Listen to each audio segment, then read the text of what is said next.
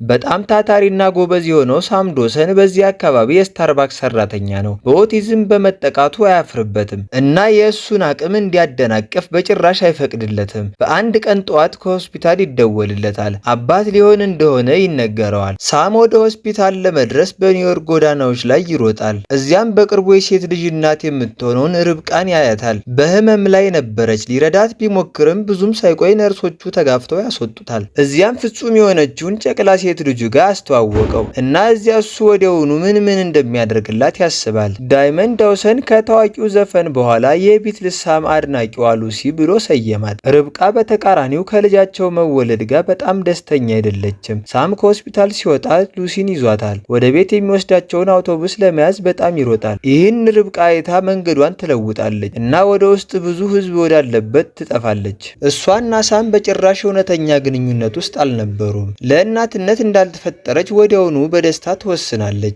ሳም ቢደውልላትም ስልኳ ግን ሊሰራ አልቻለም። ከልጁ ጋር ብቻውን ቀረ። የሚረዳው ስለሌለ ብቻውን ሆኖ የአውቶቡሱ በሮች ተዘግተዋል። ምንም እንኳን እሱ እንደዚህ አይነት ሁኔታ ውስጥ ቢሆንም ሳም ለልጁ ምርጥና የሚገባት አባት ለመሆን የሚችለውን እየሞከረ ነው። በእኩለ ሌሊት ተነስቶ የሚቀይርላትን ዳይፐር ከትልቅ ጨርቅ ይሰራል። ምንም እንኳ የሚገዛበት ቦታ ትንሽ ቢሆንም እና ቢሰማውም ወደ ሱቅ ሂዶ ወተትና ዳይፐር፣ ሌሎች የሚያስፈልጋትን ነገሮች ይገዛላታል።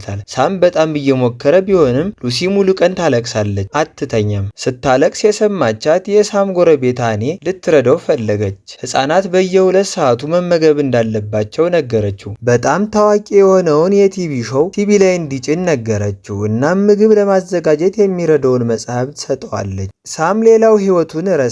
ጓደኞቹ ጆና ኢፍቲ ያግዙት ነበር። ቤት መጥተው ያድራሉ፣ አብሮ ጊዜ ያሳልፋሉ፣ ከሉሲ ጋር ይጫወታሉ እና ሳም ከሚደክሙት ኃላፊነቶች ትንሽ እንዲያርፍ ያደርጉታል። ጊዜው ሲሄድ ሉሲ እያደገች መጣች። እናም ስራ ይዟት መሄድ አልቻለም። ሳም አኔን ሉሲን እንድትጠብቅለት ጠየቃት። መጀመሪያ ፈቃደኛ አልነበረችም ነበር፣ ነገር ግን የሉሲን የሚያማምሩ አይኖች እያየች መቋቋም አልቻለችም። እናም ተስማማች። ሉሲ በጣም ጎበዝና ጠያቂ ቆንጆ ሴት ልጅ እየሆነች መጣች። ብዙ ጊዜ ሳም መመለስ የማይችለውን ጥያቄ ትጠይቀዋለች። አንዳንዴ ሳምን እንዲህ ብላ ትጠይቀዋለች። ስለ እናቷ ምርጫ ነበራት ግን ሸሸች። ርብቃ በዛ ሰዓት ጎዳና ላይ ነበር የምትኖረው። ሳም በግልጽ ነገራት። ሉሲን ከወለደች በኋላ ከሱ ልጅ እንዲኖራት አትፈልግም ነበር። አባቷ ወደ ፓርክ ይዟት ሄደ። ከሌሎች በተለየ ሁኔታ ሁለቱ በጣም ደስ የሚል ግንኙነት ነበራቸው። ቀለል ያለ ቁርስ ቤት ገብተው ተመገቡ። ሮብ የትራስ ፍልሚያ፣ መወዛወዣ ላይ መጫወት፣ ግሪኒግ ኤንድ ሃም የሚል መጽሐፍ ያነባሉ። ሉሲ ትምህርት ጀመረች። ሳም እና ጓደኞቹ ወደ ጫማ ሱቅ ይዘዋት ይሄዳሉ። ሳም ቋሚ ገቢ ስላልነበረው ሙሉውን መክፈል አልቻለም። ይህን የጓደኞቹ ተረዳድተው ብር አውጥተው ሊያግዙት ፈቃደኛ ናቸው። ሁሉም ከሱቅ ደስ አላቸውና ፊኛ ይዘው ወጡ። እድሜዋ ቢያንስም የሉሲ የቤተሰብ ሁኔታ እሷ ብዙ ጊዜ የበሰለች እንድትሆን ያደርጋታል። አባቷን ታግዘዋለች እና ከሱ ጋር አትከራከርም። ሮብ ቀን ወደ አይሆፕ ከመሄድ ይልቅ ወደ ቦብስ ቢግ ቦይ በርገር ለመብላት እንዲወስዳት ትጠይቀዋለች። ግን እሱ መቀየር እንደማይፈልግ ታያለች። የእነሱ መደበኛ ልምድ ለእሱ የተረጋጋ ነው እና እንደነበረው እንዲቆይ ፈቀደችለት። ሳም በጣም የሚደግፋትና የሚረዳት አባት ነው። ሉሲ ትምህርት ቤት የቡድን ስራ ስታቀርብ ንግግሯ ሲጠፋባት እሱ ክፍሉን በማስታገስ እንዲረጋጉ ያደርጋል። ነገር ግን ሁሉም ወላጆች እንደሱ ደጋፊ አይደሉም። እሱ ሉሲን ኮነር የተባለ ልጅ ጋር እንድትወዳጅ ያደርጋታል። ኮነር ግን ክፉ ልጅ ነው። ሳምን ይፈራዋል እናም ይሰድበዋል። ከዛም ብዙ ሳይቆይ ሉሲ ከትምህርት ቤት እንድታነብ አዲስ መጽሐፍ ተሰጣት። ስለ መጽሐፍ ከሳም እርዳታ ትጠይቃለች፣ ግን ለሱም ከባድ ሆነበት። አንድ ቀን ሳም በምግብ ቤት ተቀምጦ ሉሲን ለማስደሰት በኢንተርናሽናል ሃውስ ኦፍ ፓንኬክስ ጥያቄ ውስጥ አንድ ቃል ሲፈልግ ነበር። በዛን ጊዜ አንዲት የወሲብ ስራ የምትሰራ ሴት ወደ እሱ ትቀርባለች። ሁለቱም ጥሩ ውይይት ያደርጋሉ። ሳም ከዛች ሴት ጋር የማይወዳጅበት ምንም ክፉ ምክንያት አልነበረም። ያ ክስተት ወደ ፖሊስ ጣቢያ እንዲወሰድ ያደርገዋል። በዚያም ከህፃናትና ከቤተሰብ አገልግሎት መምሪያ የመጣች አንዲት የኬስ ሰራተኛ ታየዋለች። እሷ ስለ ልጁ ደህንነት ትጨነቃለችና እሱ ለወላጅ ብቁ አይደለም ብላ ትጠራጠራለች። ሳም በሉሲ የትምህርት ቤት ዋና አስተዳዳሪ ወደ ትምህርት ቤቱ ተጠርቶ ይመጣል። ሉሲ የሰራችውን ስዕል ታሳየዋለች። በስዕሉ ውስጥ ሉሲ ትልቅ ሆና ተመስላና አባቷ ትንሽ እንደሆነ ተስሎ ይታያል። እሷ ሉሲ ከአባቷ ጋር ተመሳሳይ የአእምሮ ደረጃ እንዲኖራት በክፍል ውስጥ ራሷን እያሳሰበች መሆኗን ትነግረዋለች። ይህም ሳምን በጣም ያሳዝነዋል። ከዚያም በዚያ ሌሊት ሉሲ ከባድ እንግሊዘኛ ያለበት መጽሐፍ እንድታነብ ይገፋፋታል። ሉሲ ግን አባቴ ማንበብ ያልቻለውን ነገር ማንበብ አልፈልግም ብላ ትከለክላለች። ሳም ግን እሷ በጥሩ ሁኔታ ስታድግ ማየት እንደሚያስደስተው ይነግራታል። በመጨረሻም እሷ መጽሐፉን ድምጿን ከፍ አድርጋ ታነብለታለች። በሚቀጥለው ረቡዕ ሁለቱ ወደ አይሆፕ ከመሄድ ይልቅ ወደ ቦቢስ ቢግ ቦይ ለመሄድ ይወስናሉ። ሉሲ በጣም ደስ ይላትና ወዲያውኑ ምን እንደምታዝ ታስባለች። ግን ሳም ፍሬንች ፓንኬክ በጎን ፍርፍር ያለው ፈልጋለሁ ብሎ ግትር አለ። ከሌላኛው ምግብ ቤት ቀድሞ የሚያዘው የነበረ ምግብ ነው። አስተናጋጇ እነዛን ፓንኬኮች እንደማያቀርቡ ስትነግረው እሱ ይናደድና መበሳጨት ይጀምራል። ሉሲ እንደዚህ ሲሆን ማየት ትፈራለች። አስተናጋጇ ግን ከሸፉ ጋር ካለ እንደምትጠይቅለት በመናገር ታረጋገዋለች። ሉሲ ቀስ በቀስ በአባቷ መሸማቀቅ ትጀምራለች። ሳም ለልደቷ ድንገተኛ ፓርቲ ያዘጋጅላትና ጓደኞቿን ይጠራል። ኮርነርና አባቱን ጨምሮ ሉሲን እየጠበቁ እያለ ከህፃናትና ከቤተሰብ አገልግሎት መምሪያ ማርጋሬት ካልግሮቭ ወደ እነሱ ትመጣለች። ሳም ከኮነር ጋር ክርክር ውስጥ ይገባል። ነገር ግን ኮነር አባቱ በንዴት ሳምን ከልጁ ሲገፋት ጉዳዩ ወደ አካላዊ ግጭት ይደርሳል። ኮነር ሉሲ ለጓደኞቿ ሁላ እንዲህ ብላ እንደተናገረች በድንገት ይናገራል። ያሳደጋት አባቷ እንደሆነና ሳም እውነተኛ አባቷ እንዳልሆነ። ከዚያም በኋላ የተከሰተውን ግርግርና ሳም ኮነርን ያናገረበትን መንገድ ስታይ ማርጋሬት ሉሲ ከእንግዲህ በኋላ ከሳም ጋር ደህንነቷ አይጠበቅም ብላ ትወስናለች። ሉሲንም ወደ ራሷ ትወስዳታለች እና ለሳም ከዚህ በኋላ ያለ ማንኛውም ውይይት ከፍርድ ቤት ዳኛ ጋር መነጋገር እንዳለባቸው ታሳውቃቸዋለች። ዳኛውም ከዚህ በኋላ ሳም ሉሲን በሳምንት 2 ጊዜ ለ2 ሰዓት ብቻ እንዲገናኝ ይፈቅድለታል። እስከሚቀጥለው የፍርድ ክስ ድረስ ሳም በጣም ይጎዳልና መበሳጨት ይጀምራል። ሉሲን ከሱ ጋር ወደ ቤት እንዲወስድ ይጠይቃል። ግን ማንም አልሰማውም። ከዚያም እንዲወጣ ይነገረዋል። ጓደኞቹ ለራሱ ጠበቃ ማግኘት እንዳለበት ይመክሩታል። ከዚያም ለሳም ከኤሮፔጅ ማስታወቂያ ይሰጡታል። ሳም በመጨረሻም ሪታ ሃሪሰን ወደ ተባለች ጠበቃ ቢሮ ይደርሳል። እሷ ግልፍተኛና ትዕግስት የሌላት ጥሩ ጠበቃ ከመሆን ጎን ለጎን ጥሩ እናት ለመሆን የምትታገል ሴት ናት። ሳም ስለ ሉሲ ይነግራታል። ፎቶአቸውን ሊያሳያት ይሞክራል። እሷ ግን የክፍያውን መጠን መክፈል እንደማይችል ስለምታቅ ጉዳዩን ለመያዝ ፈቃደኛ ሳትሆን ትቀራለች። ቢሆንም ግን እንዲህ አይነት ጉዳዮችን የሚይዝ ጓደኛ ስላላት ስልኩን ለረዳቷ እንዲያስቀምጥ ትነግረዋለች። ሳም ጥሩ ጠበቃ ለመቅጠር ገንዘብ ስለሚያስፈልገው አለቃው እድገት እንዲሰጠውና ቡና እንዲያፈላ እንዲፈቅድለት ይጠይቀዋል። አለቃው ግን ለመፍቀድ አመንትቷል። ሳም ሪታን በአንድ ቢሮ ግብዣ ላይ አግኝቷት ለጓደኛዋ ጠይቃ እንደሆነ ይጠይቃታል። ሪታ ግን ችላ በማለት ከተቻላት እንደምትደውልለት ትነግረዋለች። የሪታ ስራ ባልደረባዎች ግለሰቡ ማን እንደሆነ ይጠይቋታል። ጥሩ ሰው ለመምሰል በነፃ የምረዳው ደንበኛዬ ነው ትላቸዋለች። የሪታን እውነተኛ ማንነት የሚያውቁ ባልደረቦቿ ሁሉም ይስቃሉ። ይህ በእንዲህ እንዳለ ሳምና ሉሲ በክትትል ስር ለመጀመሪያ ጊዜ የሚገናኙበት ሰዓት ይደርሳል። ሳም ግን ዘግይቷል። ሉሲ አባቷ እንደሚመጣ እርግጠኛ ስለነበረች ያለ እርሱ አልሄድም አለች። ለ2 ሰዓት ከተፈቀደው ጊዜ ውስጥ 1 ሰዓት ከ45 ደቂቃ ካለፈ በኋላ አባቷ ወደ እሷ ሲሮጥ ተመለከተችው። ልትቀበለውም ተነሳች። አብሮ ተቀመጡና ሳም ስለ ሪታ ነገራት። ሉሲ ባደረገችው ነገር የጥፋተኝነት ስሜት ተሰማት። ከሳም ውጭ ሌላ አባት እንዲኖራት እንደማትፈልግ ነገረችው። እሱም ለሉሲ የምታዝንበት ምንም ነገር እንደሌለና መልእክት እንድትተውለት የድምፅ መግጃ እንደሚገዛ ይነግራታል። ሳም ከፍርድ ቤት ለጠበቃው የተላከ ደብዳቤ ስለደረሰው ወደ ሪታ ቢሮ ይዞት ይሄዳል። መጀመሪያ ላይ ችላ ልትለው ብትሞክርም የስራ ባልደረቦቿ ስለሷ ሲያሙ የሰማቸው ተሳስተው እንደሆነ ለማሳየት የሳምን ጉዳይ በነፃ ለመያዝ ትወስናለች። ደብዳቤው ሳም በዚያን ዕለት ከቀኑ 9 ሰዓት ላይ ለስነ ልቦና ምርመራ እንዲቀርብ ያዛል። ጊዜው አጭር ስለነበረ ሪታ በመኪና ልታደርሰው ትስማማለች። ሳም በልጅነቱ ብዙ ጊዜ ወደ ስነ ልቦና ባለሙያ ይወሰድ ስለነበር አሁን ስለሚደረግለት ምርመራ ግድ አልሰጠውም ነበር። ነገር ግን ባለሙያው ስለ ሉሲ ጥያቄዎችን ሲያዥጎደጉድበት ይጨነቃል። በፍርሃትም የተነሳ በትክክል መመለስ ያቅተዋል። ሪታ ለችሎቱ ስትዘጋጅ የሳምን አባትነት የሚመሰክሩ ሰዎች ለማግኘት ትጥራለች።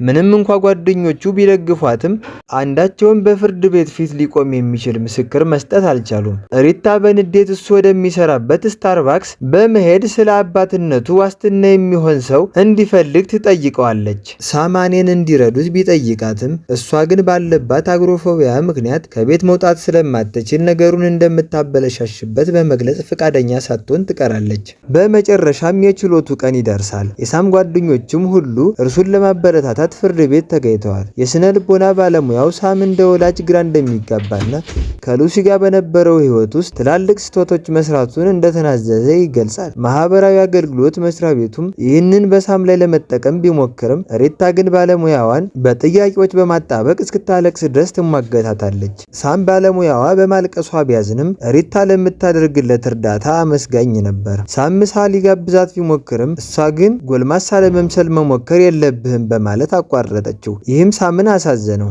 ሉሲ ከአባቷ ጋር በክትትል ስር በነበሩበት ወቅት ወደ መናፈሻ መሄድ እንደሚችሉ ለሳም ነገረችው። እሱም ይዟት ሄደ። ነገር ግን ሉሲ ከአውቶቡሱ አልወርድም አለች። ከሳም ጋር ኮብልላ መጥፋት ትፈልግ ነበር።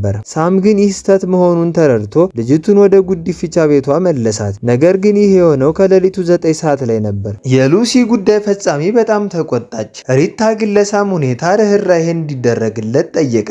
በማግስቱ ፍርድ ቤት የሉሲ ምስክርነት ተራ ነበር። ልጅቱ አባቷን ለማግኘት ስትል የሐሰት ምስክርነትን ሰጠች። ሳም ልጅቱን መልሶ ማግኘት ቢፈልግም ልጁ ፍርድ ቤት እንድትዋሽ ግን አልፈለገም። ሳም በየዕለቱ ስለ ሉሲ ይጸልያል። የሳምን ጭንቀት የተመለከተችው አኒ ልትረዳው ትወስናለች። አግሮፎቢያዋን በማሸነፍ ፍርድ ቤት ቀርባ ሳም ልጅ የማሳደግ ብቃት እንዳለው ትመሰክራለች። ነገር ግን ተቃዋሚ ጠበቃው ስለ ገዛ አባቷ በጠይቃት ጊዜ ስሜታዊ ሆና ማልቀስ በመጀመሯ ምስክርነቷ በተወሰነ መልኩ ዋጋ ያጣል። ከችሎቱ በኋላ ሳምና ሪታ አኒን ቤቷ አድርሰው ለቀጣዩ ቀን ዝግጅት ወደ ሪታ ቤት ይሄዳሉ። እዚያም የሪታ ልጅ ዊሊ ብቻውን ፊልም ሲያይ ያገኙታል። ወላጆቹ እስከ ሌሊት ድረስ ስለሚሰሩ በቀን ውስጥ የሚንከባከበው ሰው የለም። ልጁ ከእናቱ ጋር ሲነጋገር ቀዝቃዛና ራሱን ያራቀ ነው። በመካከላቸው ያለው ግንኙነት የሻከረ መሆኑ በግልጽ ይታያል። ሪታ ሳምን እውነቱ ለጥቅሙ እንዲውል አጣጥማ ልታስተምረው ብትሞክርም እሱ ግን ለመዋሸት ፍቃደኛ ባለመሆኑ ጥረቱ አይሳካም። ሌሊቱን ሙሉ ለምስክርነቱ ሲለማመዱ ያድራሉ። በዚህም ሂደት ውስጥ ስለ ልጅ አስተዳደግ ልምድ በመለዋወጥ ይቀራረባሉ። ሪታ የባለቤቷን ሱፍ ለችሎቱ እንዲለብስ ታበድረዋለች። የሳም ትልቅ ቀን ደረሰ። በስራ ቦታው እድገት አግኝቶ ቡና እንዲያፈላ ተፈቅዶለታል። የተቻለውን ያህል ቢጥርም በትዕዛዞች ብዛት የተነሳ ግራ ይጋባል። ሳም የፈሳሽ መፍጫውን አጠቃቀም በመሳሳቱ ሱፉን ያበላሽበታል። ይህም ለችሎቱ ዘግይቶ እንዲደርስ ያደርገዋል። ተቃዋሚ ጠበቃው ይህንን አጋጣሚ በእሱ ላይ ለመጠቀም በተጠንቀቅ ይጠባበቅ ነበር። ሳም ችሎቱ ላይ ሲደርስ ከሪታ ጋር እንደተለማመደው ለጥያቄዎቹ በትክክል መልስ መስጠት ቢጀምርም ስለ ቀድሞ ሕይወቱና በአእምሮ ሕክምና ተቋም ውስጥ ስለነበረው ቆይታ መነጋገር ሲጀመር ነገሩ ስስ ሆኖበታል። ሳም ይደነባበርና ለሉሲ የሚገባትን ሁሉ መስጠት እንደማይችል የልጁ የማሳደግ መብት እንዲነጠቅ ያደረገውም የራሱ ድክመት እንደሆነ በማመን ራሱን ይወቅሳል። ሉሲና ሳም በሚሰነባበቱበት ወቅት ለመለያየት እምቢ ይላሉ። በመካከላቸው ያለው ትስስር በጣም ጠንካራ በመሆኑ አንዱ ያለ ሌላው መኖር አይችሉም። ይህ ሁኔታ ሉሲ መጀመሪያ ላይ ለአዲሱ ጉዲፈቻ ቤተሰቧ ጥላቻ እንዲኖራት ቢያደርጋትም በሂደት ግን እየለመደችው ትመጣለች። ሳም በበኩሉ ራሱን ሙሉ በሙሉ አግልሎ ሉሲን ለመጎብኘት የተያዘለትን ቀጠሮ ሳይገኝ ይቀራል። ሪታ እሱን ለማግኘት ብዙ ጊዜ ብትሞክርም አልተሳካላትም። በመጨረሻም ተስፋ ቆርጣ የቤቱን በር በርግዳ ስትገባ ሳም ከወረቀት በተሰሩ ጡቦች ጀርባ ተደብቆ ታገኘዋለች። እንዲረዳትም አጥብቃ ትማጸነዋለች። ሳም ግን እንደሷ ፍጹም እንዳልሆነ በመግለጽ ጥረቷን ውድቅ ያደርገዋል። ይህ ሪታን ክፉኛ ያስቆጣታል። እሷም ቢሆን ፍጹም ሕይወት እንደሌላት ትነግረዋለች። ባለቤቷ ይከዳታል። የሥራ ባልደረቦቿ አይወዷትም። የገዛ ልጇም ይጠላታል። ዓለም በላዩ ላይ የተደፋች ያህል ተሰምቷት ማልቀስ ትጀምራለች። ሳም ሊያጽናናት ያቅፋታል። በዚህም ሁለቱ የየራሳቸውን ስቃይ የሚጋሩበት ስሜታዊ ቅጽበት ያሳልፋሉ። ከሪታ ጋር ከተነጋገረ በኋላ ሳም ተጨማሪ ገንዘብ ለማግኘት ሌላ ስራ ይጀምራል። ሉሲንም መልሶ መጎብኘት ይጀምራል። የሉሲ ጉዲፈቻ እናት እሱን ስታየው ግራ ትጋባለች። እሱ ባለመምጣቱ ልጁ በጣም እንደተጎዳች ትነግረዋለች። ሳም በጣም ተቆጥታ ለነበረችው ሉሲ ይቅርታ ይጠይቃታል። ሊያረጋጋት ይሞክራል። በጣም እንደሚወዳትና እንደሚፈራም ይነግራታል። በመጀመሪያው ግምገማ ወቅት ሪታ ሳም ለሉሲ ሲል በሕይወቱ ላይ ያደረጋቸውን ለውጦች መዘርዘር ትጀምራለች። ነገር ግን ማርጋሬት የተባለችው የማህበራዊ ጉዳይ ሰራተኛ ንግግሯን ታቋርጣታለች።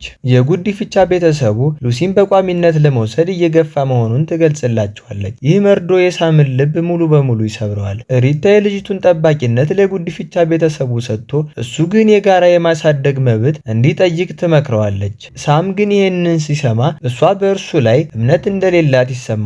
በከፍተኛ ስቃይ ውስጥ ሆኖ ሉሲን ምን ያህል መልሶ ማግኘት እንደሚፈልግ እያለቀሰ ይናገራል። ሪታም የሳምን ለቅሶ ስታይ አብረው ማልቀስ ትጀምራለች። ሁኔታውን ለማርገብ ስለ ትዳሯ መራራ ቀልድ ትቀልዳለች። ሁለቱም በሐሳቡ ተስማምተው ይስቃሉ። ከዚህም በኋላ ሳም ነገሮችን ለማስተካከልና ወደ ሉሲ ለመቅረብ ይጥራል። ለዚህም ሲባል እሷ ካለችበት የጉዲፍቻ ቤት አቅራቢያ ወደሚገኝ አፓርታማ ይዘዋወራል። ይህም ሉሲ አባቷን በየቀኑ እንድታገኝ እድል ፈጠረላት።